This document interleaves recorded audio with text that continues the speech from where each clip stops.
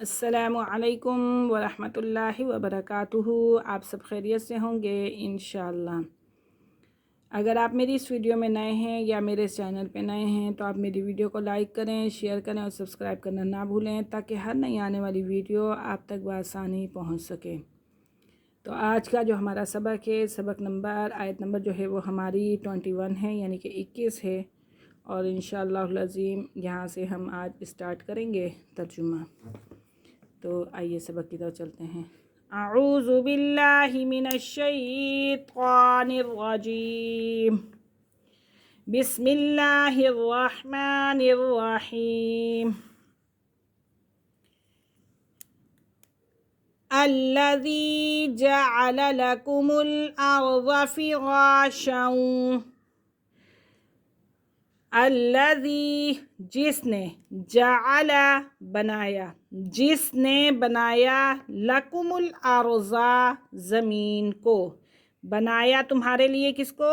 زمین کو، فراشا فرش جیسا، والسماء بناء اور آسمان کو چھت، بناء چھت، والسماء آسمان، آسمان کو چھت، وَأَنزَلَ مِنَ السَّمَاءِ مَاءً، وَأَنزَلَ اور اتارا، مِنَ السَّمَاءِ آسمان سے، ماءً پانی، اور کیا اتارا آسمان سے؟ پانی، فَأَخْرَجَ بِهِ پھر نکالا، فَأَخْرَجَ بِهِ پھر نکالا اس کے ذریعے، فَأَخْرَجَ پھر نکالا، بِهِ اس کے ذریعے، من الثمرات، من الثمرات پھلوں میں سے، رزقاً رزق، پھلوں میں سے رزق، لکم تمہارے لیے۔ پہلے اللہ رب العزت نے آسمان سے پانی اتارا، پھر اس میں سے نکالا پھلوں میں، پھر زمین میں سے نکالا پھلوں کو، اور پھر اس کے اندر سے رزق بنایا تمہارے لیے۔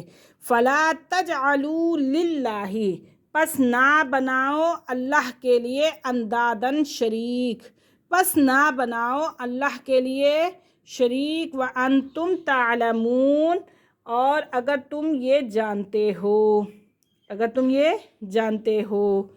الذی جعل جس نے بنایا، جس رب نے، وہ رب جس نے تمہارے خاطر زمین کو فرش اور آسمان کو چھت جیسا بنایا، اور آسمان کی جانب سے مینا برسایا یعنی کہ پانی برسایا، جس کے ذریعے تمہارے لیے پھلوں میں سے کھانا نکالا۔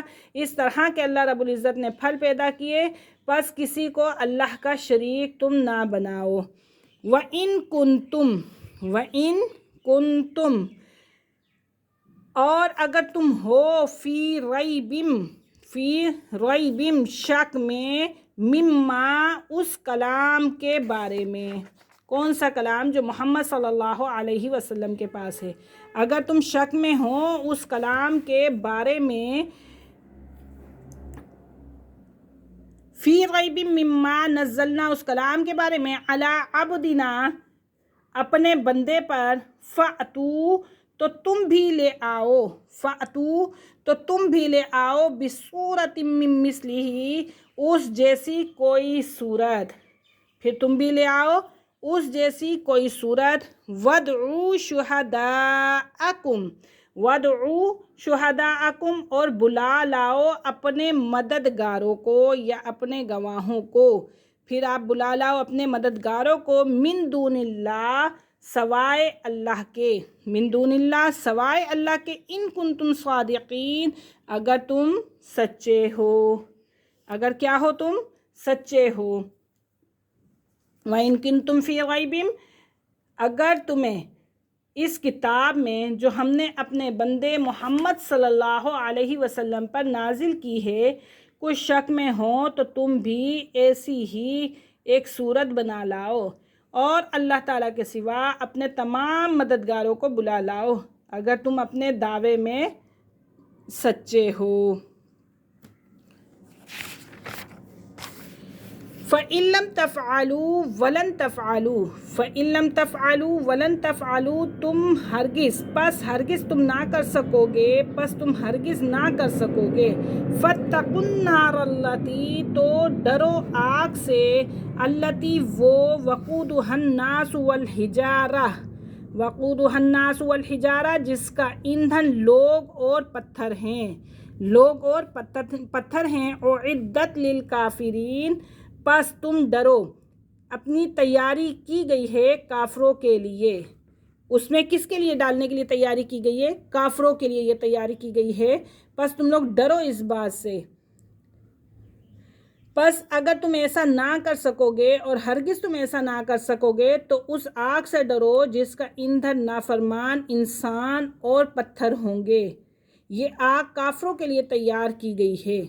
آج کا ہمارا سبق یہیں ختم ہوا ہے۔ انشاءاللہ کل ہم حاضر ہوں گے اگلے سبق کے ساتھ۔ اجازت دیجیے، اللہ حافظ۔